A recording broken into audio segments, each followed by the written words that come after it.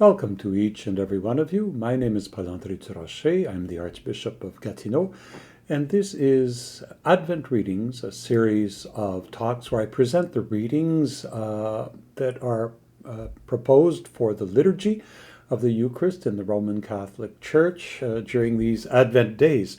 Today we are celebrating the Monday of the third week of Advent, December 14th. We are leaving now the book of Isaiah, which we've been following for the past 2 weeks, and looking at other Old Testament texts and prophecies that are related to the Gospels. And the Gospels that we're reading from day to day, the excerpts of the Gospels we're reading from day to day, have to do with how Jesus perceives John the Baptist. And so, well, let's look at the Gospel. Let's reverse this today. We're going to look at the Gospel first, which is Matthew 21, verse 23 to 27. This excerpt from Matthew's Gospel situates us. Let me situate the excerpt. What's going on here is Jesus has just entered into Jerusalem, the great triumphal procession, a few days before his death and resurrection. And after entering Jerusalem, the first thing he does is he goes to the temple, and this is where, according to Matthew, he throws over the tables of the money changers, and he makes the animals that are being offered, that are prepared to be offered for sacrifice, he scatters them, and he says that my house shall be called a house of prayers, but you have made it a house of brigands. And then he curses a fig tree that bears no fruit, a bit of an image of Jerusalem that is not bearing the fruit it should be bearing. These are really prophetic gestures, that correspond to what we've been reading Isaiah saying about how Jerusalem has not produced the fruit of the covenant which was expected, and because of that it would be destroyed. So Jesus is entering, you could say, this mode of relationship with Jerusalem, which was the mode that Isaiah had. And now the chief priests confront him. They're shocked at what he's doing. So the chief priests and the elders of the people came to him, and he was teaching. We're at verse 23. And they said, "By what authority are you doing these things, and who gave you this authority?" Basically, they're wondering, does this come from God, or does this come from the devil, or does this come from human beings, or is he claiming this for himself? Whose authority? And teachers in Israel would often claim a former teacher. They would quote a former teacher saying, this teacher said this. This is why I'm telling you this now. Who is Jesus's authority? Jesus answers them, I will ask you one question. If you tell me the answer, then I will also tell you by what authority I do these things. Did the baptism of John come from heaven, or was it from human origin? So here we revert back to the role of John the Baptist. Was it from heaven, or was it of human origin? They argued with one another. If we say from heaven, he will say to us, why did you not believe him? But if we say of human origin, we are afraid of the crowd, for they all regard John as a prophet. So they answered Jesus, we don't know. And he said to them, well, neither will I tell you by what authority I am doing these things. It's a very interesting scene here. Jesus turns the table on them. You're asking me by what authority? Well, and you claim to be judges, because basically what they're saying is we will judge whether this is the right authority and whether we should listen to you. So he says, okay, you're good judges, so you tell me, how have you judged? By whose authority did John the Baptist preach? Now, Jesus knows that John the Baptist came in the name of God. Jesus knows that John the Baptist is associated with him, Jesus, in fulfilling the prophecies that someone would come, Elijah would come and predict the coming of the Messiah, and Jesus was the Messiah. So for Jesus, all of this fits in God's plan, but he knows that they won't accept this. He knows they're not accepting John the Baptist. So he turns the tables. By whose authority did John the Baptist come? And what's remarkable here is that their argument is not an argument of discernment. It is an argument about what impact it will have on them. How will Jesus respond if they say, well, he came from heaven? Or how will the people respond if we say he came from God? And so you see here what's happening is that they are showing themselves not to be good judges because they're only concerned about how it will impact on them. This is not the fundamental criteria. We don't say that, well, this is right or this is wrong because of the impact it will have on me. We look at it in and of itself and we judge with objective criteria. And so they are not suitable judges. And Jesus says, well, since you can't judge on John the Baptist, why should I submit myself to your judgment? So these questions about authority and how do we judge what comes from God, what doesn't come from God, this is echoed in the first reading, or foreshadowed in the first reading, which is from the book of Numbers. So we'll go to the book of Numbers, chapter 24, verses 2 to 7 and 15 to 17. Two excerpts that speak about oracles of a non-Jewish person, a pagan, Balaam, I guess we say in English, Balaam. Who was Balaam? Balaam was some kind of, how can you say, someone who had astrological gifts or visions or some kind of occult powers that lived, from what the story seems to say, somewhere northeast of Israel.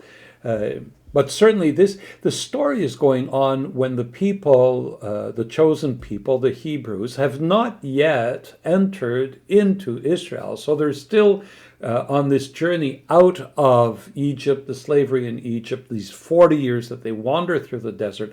And they've come up against Moab, which is a country which is on the east side of the Jordan River of the Dead Sea. And they have to get through Moab to be able to get across the Jordan into Canaan, into the promised land.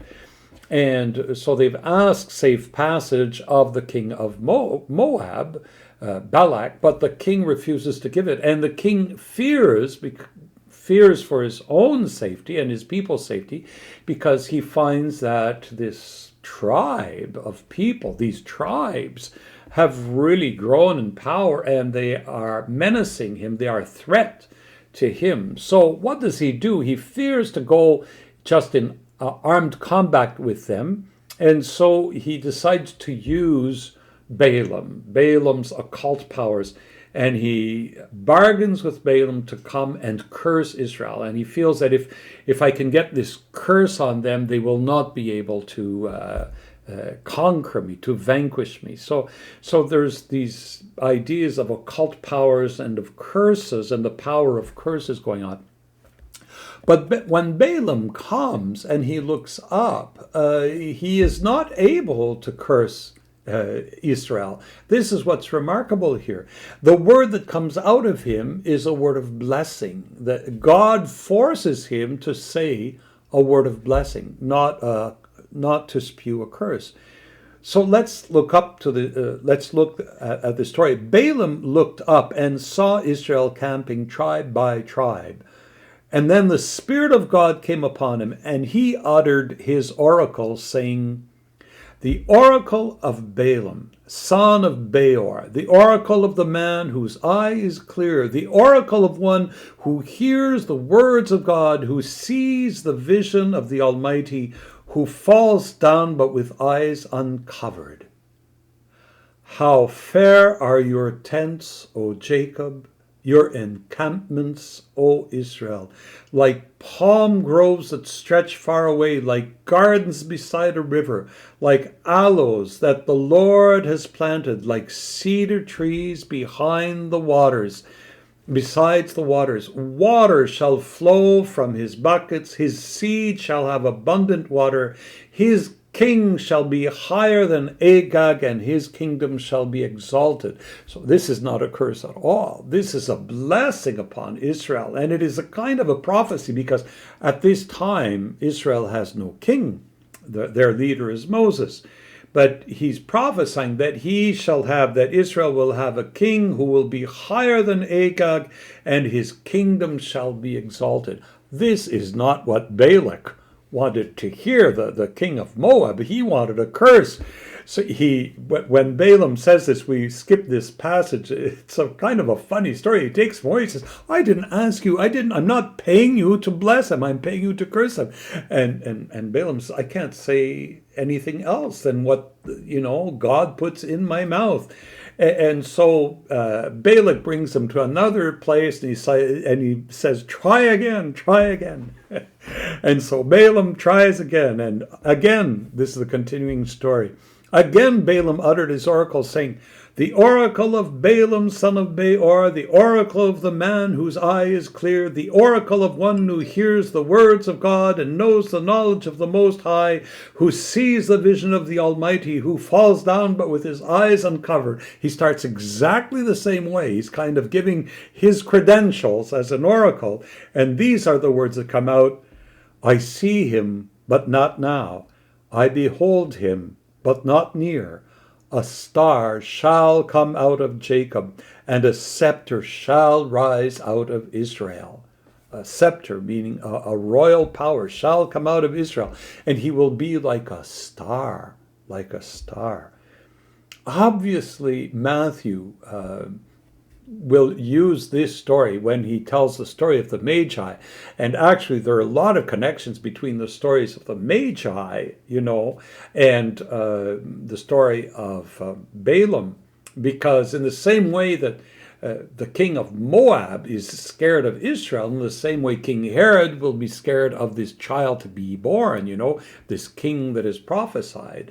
And in the same way that the King Herod will try to use the Magi, to further his evil plans, in the same way Balak is trying to use Balaam to further his evil plans. But God uses both the Magi and Balaam in order to bless and in order to recognize the Magi recognize the Messiah in the manger, as Balaam recognizes the beauty and the future of Israel.